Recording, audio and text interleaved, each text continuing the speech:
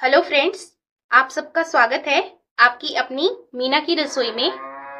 विघ्नहर्ता गणपति जी आ रहे हैं हमारे घर गणेश चतुर्थी के पावन अवसर पर। तो उनके स्वागत के लिए आज हम बनाएंगे ट्रेडिशनल उकडीचे मोदक। बहुत ही सिंपल रेसिपी शेयर करने वाली हूँ मैं आपके साथ। बस थोड़ी सी टेक्निक के साथ इसको बनाएंगे जिससे हमारे एकदम परफेक्ट मोदक बनकर तैयार होते हैं। जब भी खुशी का माहौल होता है या फिर कोई त्योहार पड़ता है तो अक्सर हम मार्केट से ही मिठाइयाँ लेकर आते हैं, लेकिन अब की बार गणेश चतुर्थी के शुभ अवसर पर क्यों न हम मार्केट से मिठाइयाँ लाने के बजाय घर पे ही ये स्वादिष्ट, मुंह में घुल जाने वाले और बप्पा के मनपसंद मोदक खुद ही बना लें, जो मार्केट की तुलना में काफी ज्यादा शुद्ध और पॉकेट फ्रेंडली भी होगी। तो चलिए शुरू करें अपने विघ्नहर्ता को भोग लगाने के लिए ये मोदक बनाने। तो इसके लिए सबसे पहले आप गैस पर कोई एक भारी तले की कढ़ाई चढ़ा दीजिए और अब कढ़ाई में सबसे पहले हम डालेंगे 1.5 कप पानी। ये हुआ 1 कप और ये आधा कप। और अब इसमें हम डाल देंगे 1 चम्मच देसी घी। और अब घी और पानी के साथ ही इसमें जाएगा 1/4 चम्मच नमक। और अब इसे हम एक रोलिंग बॉयल पे लाएंगे, मतलब इसमें एक अच्छी सी उबाल आने देंगे। तो आज की खास टिप नोट कर लीजिए, जो ये कहती है कि जब तक पानी में अच्छे से उबाल नहीं आ जाती इसमें हम चावल का आटा नहीं डालेंगे। और अब पानी हमारा रोलिंग बॉयल पर आ चुका है, तो अब इसमें हम ऐड करेंगे चावल का आटा। तो यहाँ मैं ले रही हूँ ये 1 कप चावल का आटा। तो चावल के आटे को डालने के बाद तुरंत हम इसको मिक्स कर लेंगे। इसे तुरंत चला लीजिएगा ताकि चावल का आटा सारा का सारा पानी जल्दी से एब्जॉर्ब कर ले। इसके बाद चावल का आटा ऐसे इकट्ठा हो जाएगा और इस तरीके से डो के जैसा बनने लगेगा। देखिए, बिल्कुल इस स्टेज पर जब ये आ जाएगा तब हम गैस को बंद कर देंगे और कढ़ाई पे लगा देना है एक ढक्कन।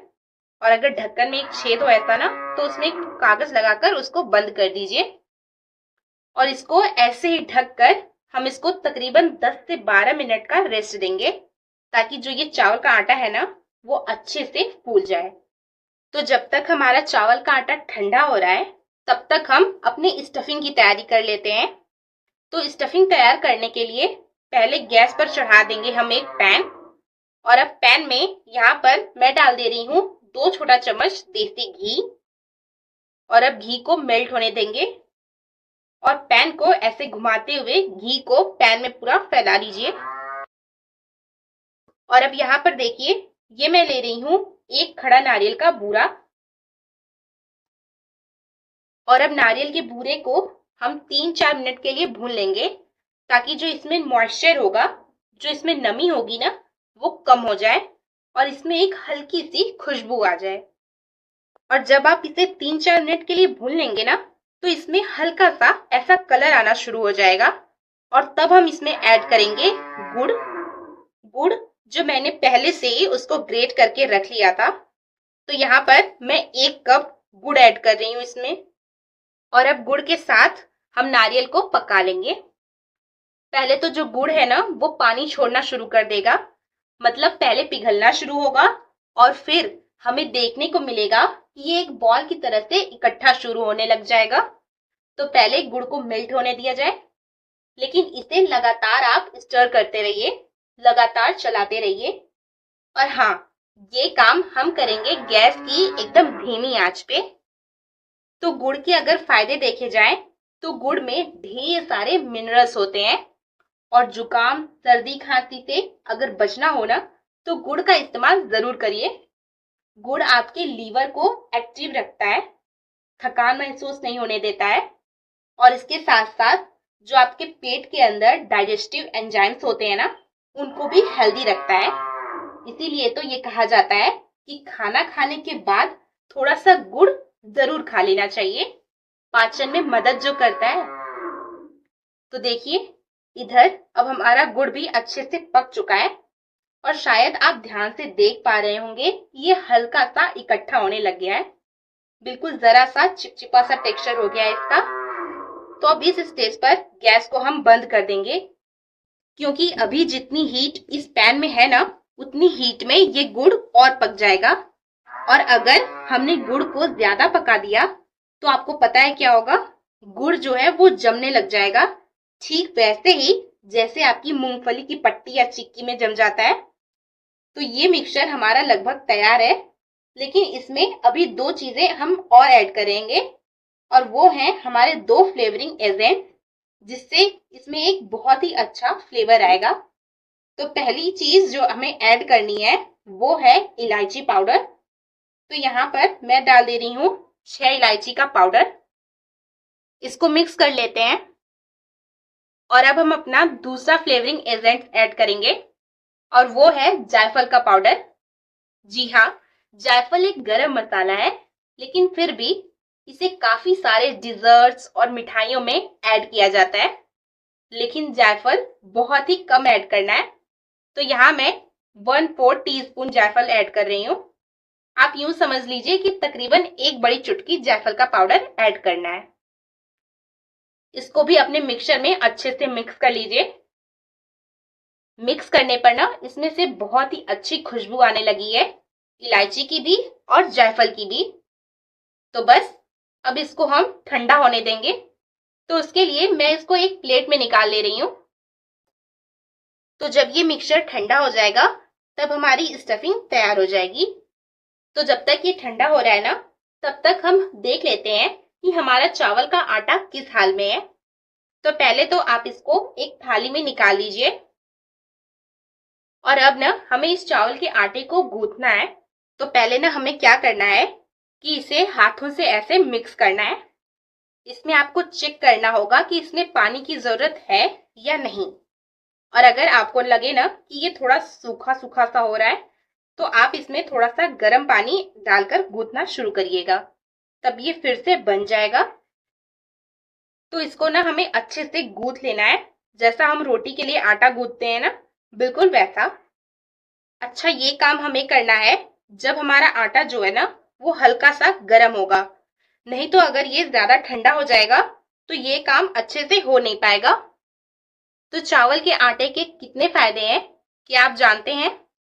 तो अगर मैं आपको चावल के आटे के खाने के फायदे गिनाऊं ना, तो पहला फायदा ये है कि ये बहुत ही आसानी से पच जाता है, लीवर के लिए बहुत अच्छा होता है।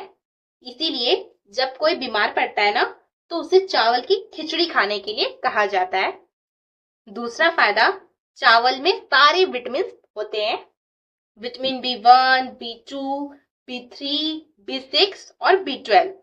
लेकिन विटामिन B3 और B6 ज्यादा क्वांटिटी में होते हैं, और ये ग्लूटेन फ्री होता है।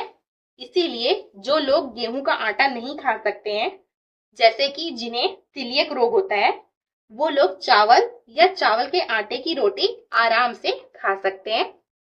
और यहाँ पे इसे अच्छे से आप गूंथ लें, क्योंकि जितने अच्छे से आप आटे को गूंथेंगे उतना ही अच्छा और स्मूथ टेक्सचर का हमारा मोदक बनेगा। तो यहाँ पे मैं थोड़ा सा घी का यूज कर रही हूँ, और घी डालने के बाद इसे एक बार फिर ऐसे चारों तरफ से मिक्स कर लीजिए, ताकि ये जो आटा है ना हमारा वो एकदम स्मूथ हो जाए। तो ये हमने यहाँ पर चावल के आटे को अच्छे से गूंथ लिया है। तो अब आप मोदक बनाना शुरू करें, लेकिन उससे पहले एक पतीले में लगभग 3-4 गिलास पानी लेकर पतीले को गैस पर चढ़ा दीजिए। और अब पतीले के ऊपर आप इस तरीके का कोई एक झरना जैसा रख दीजिए, जिसमें ऐसे छोटे छोटे छेद बने हो। आप इसकी जगह चाहे तो स्टीमर का भी यूज कर सकते हैं। और बस इसके ऊपर मैं एक केले का पत्ता रख दे रही हूँ इस तरीके से, ताकि जब हम मोदक को स्टीम करने के लिए इसमें रखें तो मोदक इस पे चिपके नहीं। या फिर अगर आपको केले के पत्ते नहीं मिल पा रहे हो, तो आप बस घी से इसको ग्रीस कर लीजिए। तो पानी को अब बॉयल होने देंगे, और तब तक चलिए फटाफट से हम अपने मोदक बनाना स्टार्ट करते हैं। तो यहाँ पर हमारा आटा तैयार है, स्टफिंग भी तैयार है, और एक कटोरी में मैंने ले लिया है थोड़ा सा घी, जिसकी जरूरत हमें मोदक बनाने में लगेगी। तो यहाँ पर ना मैं आपको 2 तरीका बताऊंगी मोदक बनाने का। तो सबसे पहले मोदक बनाने वाले हैं हम सांचे से, यानी जो मोदक का मोल्ड आता है उससे मोदक कैसे बनते हैं ये देख लिया जाए। तो इसके लिए आपको अपना मोदक का मोल्ड लेना है और मोल्ड के अंदर हम क्या करेंगे, थोड़ा सा घी लगा देंगे ऐसे, और इसके बाद थोड़ा सा चावल का आटा ले लीजिए और इसको ऐसे रोल करके मोल्ड के अंदर डाल देंगे। और अब अपने अंगूठे या किसी उंगली से इसको प्रेस करते हुए चारों तरफ फैलाएंगे। तो उससे क्या होगा, इसके अंदर एक जगह बन जाएगी और उसमें हमें अपनी स्टफिंग को भर देना है। ये देखिए, ऐसे अंगूठे या उंगली से चारों तरफ ऐसे प्रेस करिए और इसके बाद जब इसमें जगह बन जाए तब हम ये जो स्टफिंग है उसके अंदर डाल देंगे। और अब फिर से डो में से थोड़ा सा आटा लेंगे और उसको ऐसे चिपटा करके इसके ऊपर रखकर हम इसको बंद कर देंगे। अंदर की तरफ डाल के जो मोल्ड के ऊपर एक्स्ट्रा डो आ जाए उसको हम निकाल लेंगे और इसको डिमोल्ड करेंगे।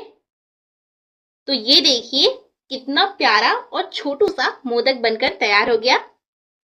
तो ये हो गया हमारा सांचे वाला मोदक। तो इसको मैं एक प्लेट में रख लेती हूँ और ऐसे ही सेम तरीके से मैं अपने बाकी के सांचे वाले मोदक बना लेती हूँ। और बाद में मैं आपको एक वो ट्रेडिशनल और इजी सा तरीका भी बताऊंगी कि अगर आपके पास मोदक वाला मोल्ड ना हो तब आप मोदक कैसे बना सकते हैं। तो देखिए, जितनी अच्छी आप मोदक के अंदर स्टफिंग करेंगे ना उतने ही अच्छे और ज्यादा टेस्टी हमारे मोदक बनेंगे। अच्छा, जब तक मैं अपने बाकी के मोदक बना रही हूँ तब तक मैं आपसे एक क्वेश्चन पूछ लेती हूँ जिसका जवाब आप मुझे कमेंट करके बताइएगा, ठीक है।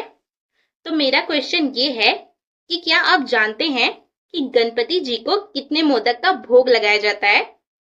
अगर नहीं पता तो कोई बात नहीं, आगे मैं आपको इसका आंसर बताऊंगी और उसका कारण क्या है वो भी बताऊंगी। तो ये मैंने एक एक करके अपने लगभग सारे मोदक बना लिए हैं। बस एक मोदक बनाना बाकी है जिसको मैं बिना मोल्ड के ही बनाऊंगी। तो देखिए, हाथ पे पहले थोड़ा सा घी लगा लीजिए और मोदक बनाने के लिए एक लोई ले लीजिए। तो यहाँ मैं थोड़ा सा बड़ा मोदक बना रही हूँ तो इसलिए मैं थोड़ा सा ज्यादा आटा ले रही हूँ। अब हाथ से इसको ऐसा चिकना करिए।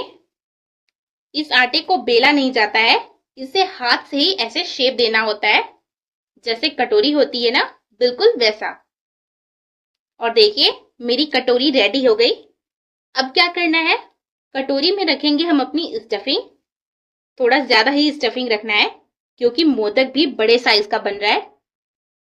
और अब बाएं हाथ के अंगूठे से स्टफिंग को अंदर की तरफ प्रेस करते हुए दाएं हाथ से इसको इकट्ठा करके साइड्स को बीच में लाते हुए इसको पैक करिए। देखिए, बिल्कुल इस तरीके से। और अब हम अपने मोदक को परफेक्ट शेप देंगे। तो ये देखिए, मोदक परफेक्ट शेप के तो बन गए, लेकिन आप ये सोच रहे होंगे ना कि इसमें वो परफेक्ट लाइंस नहीं आई जो कि एक मोल्ड वाले मोदक में आती हैं। तो उसके लिए एक सिंपल सा तरीका है। तो आपको लेना है इसके लिए एक चम्मच और चम्मच के पिछले वाले हिस्से से आप इसको मार्क कर दीजिए। ये देखिए ऐसे। तो ये लीजिए, बन गया ना परफेक्ट मोदक बिना किसी मोल्ड के। तो चलिए अब अपने मोदक को हम स्टीम कर लेते हैं। तो ये देखिए, जो पानी हमने पतीले में बॉईल करने के लिए रखा था उसमें एक अच्छी सी उबाल आने लगी है। तो बस अब अपने मोदक को हम इस पे रख लेते हैं और ये मोदक मैं स्टीम कर लूंगी तकरीबन 12 से 15 मिनट के लिए। मोदक कितनी देर में पकेंगे ये डिपेंड करता है आपके मोदक के साइज पे। तो इसका मतलब जो हमने एक बड़ा वाला मोदक बनाया है ना उसको पकने में लगेंगे करीब 20 मिनट। तो इस पे एक प्लेट या ढक्कन लगा देंगे और अपने मोदक को हम पका लेंगे। तो ये देखिए, हमारे सारे मोदक अच्छे से स्टीम हो चुके हैं। तो अब इसे मैं एक प्लेट में निकाल लेती हूँ। और यहाँ पे आप देख सकते हैं कि जो मोदक है वो बहुत ही बढ़िया से स्टीम हुए हैं और हमारी जो गुड़ और नारियल की स्टफिंग है ना वो भी ट्रांसपेरेंट होकर बाहर दिख रही है। तो इसका मतलब हमारी स्टफिंग भी बहुत अच्छे से हुई है। तो अब आप चाहें तो इसे ऐसे ही सर्व करिए, या फिर इसके ऊपर थोड़ी सी देसी घी डालिए, या फिर आप मेरी तरह इसको डेकोरेट कर सकते हैं। तो इसको डेकोरेट करने के लिए यहाँ पे मैंने पहले से ही थोड़े से गर्म दूध में केसर को भिगो लिया था, जिससे केसर ने दूध में अच्छा सा अपना कलर छोड़ दिया है। तो अब हम क्या करेंगे, एक चम्मच से एक एक ड्रॉप ये केसर वाला दूध डाल देंगे। आप यहाँ दूध की जगह पानी में येलो फूड कलर भी ऐड करके उससे भी इसकी डेकोरेशन कर सकते हैं। तो जब एक एक ड्रॉप यहाँ पे ऐसे डालेंगे तो एक दो लाइंस बनेंगी, ऐसे एक दो लाइंस ऐसे गिरेंगी और हमारे मोदक जो है वो दिखने में और भी ज्यादा सुंदर लगेंगे। और इसके ऊपर केसर का एक एक धागा लगा देंगे, ये देखिए बिल्कुल ऐसे। तो ये हमारे मोदक जो है वो बनकर तैयार है। तो आप ये देख सकते हैं कितने ब्यूटीफुल लग रहे हैं और टेम्पटिंग भी। तो गणपति बप्पा को मोदक बहुत ज्यादा पसंद है। तो चलिए अपने विघ्नहर्ता गणपति जी को मोदक का भोग लगा दें।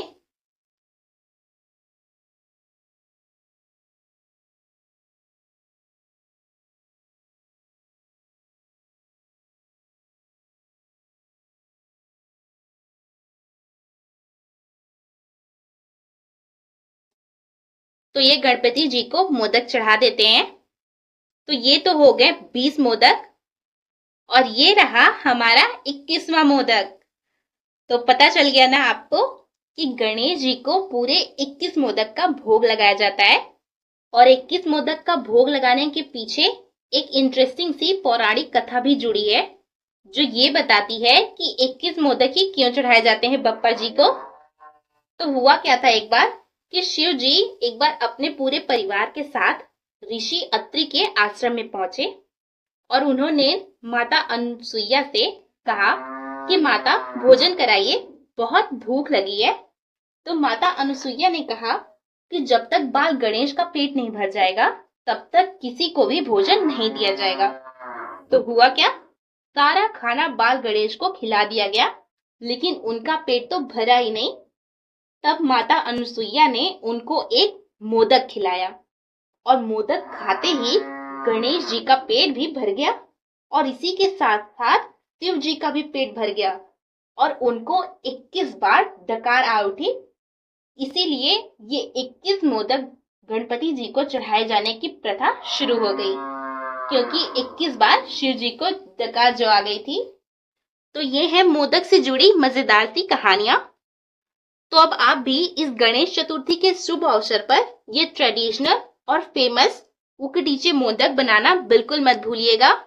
और अगर मोदक बनाने का मेरा ये तरीका आपको अच्छा लगा हो तो फैमिली और फ्रेंड्स में शेयर भी कीजिएगा और लाइक जरूर कर दीजिएगा।